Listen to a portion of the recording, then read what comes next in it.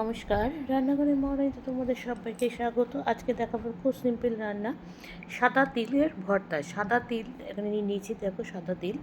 আর ভর্তা যেহেতু করবো, মানে বাটা বলো, পেঁয়াজ রসুন আর শুকনো লঙ্কা নিয়েছি।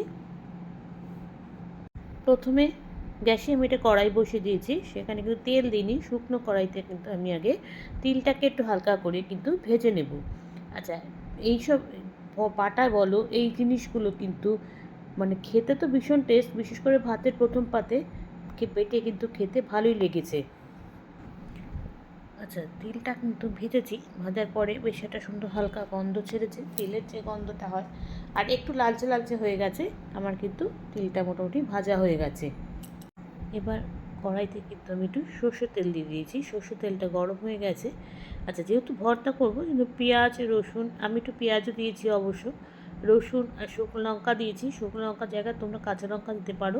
আর আমার যেহেতু ঝালটা একটু অতটা খাই না, সেই জন্য কিন্তু দুটো শুকনো লঙ্কা দিয়েছি, তোমরা চাইলে বেশিও দিতে পারো। আচ্ছা, রসুন আর লঙ্কাটা যখন একটু ভাজা ভাজা হয়ে গেছে, আমি তখন কিন্তু সাদা তিলটা দিয়ে দিয়েছি। এর সাথে সাদা তিলটাও কিন্তু তেলের সাথে নেড়ে নেব। তারপরে কিন্তু এটাকে মিক্সিতে পেস্ট করব। আর যেটা বলছিলাম, এগুলো কিন্তু জ্বর সর্দি কাশি হলে আমাদের তো কিছু মুখে স্বাদ লাগে না, তখন কিন্তু এসব ভর্তা বাটা কিন্তু খেতে খুব ভালো লাগে।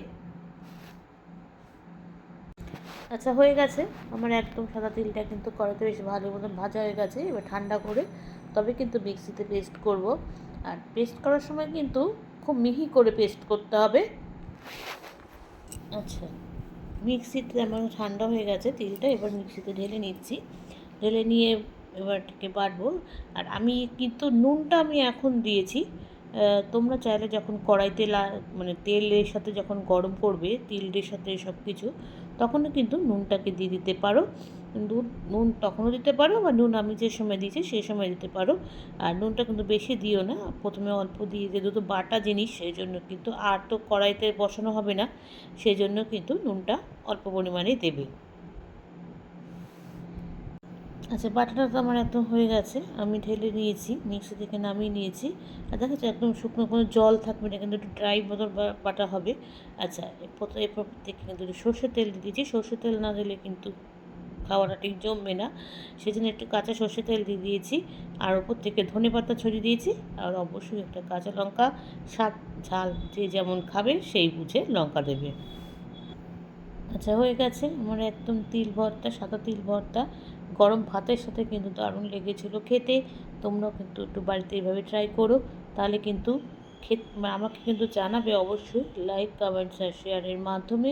তোমরা যারা আমার চ্যানেলটাকে সাবস্ক্রাইব করে আমার সঙ্গে রয়েছো, তাদের জন্য রয়েছে অসংখ্য অসংখ্য ধন্যবাদ। আর যারা এখনও করোনি, তারা প্লিজ চ্যানেলটাকে সাবস্ক্রাইব করে আমার সঙ্গে থেকো। তোমরা সবাই সুস্থ থেকো, সাবধানে থেকো, ভালো থেকো। চলি, টাটা। দেখা হচ্ছে পরবর্তী নতুন কোনো রেসিপিতে তোমাদের সঙ্গে।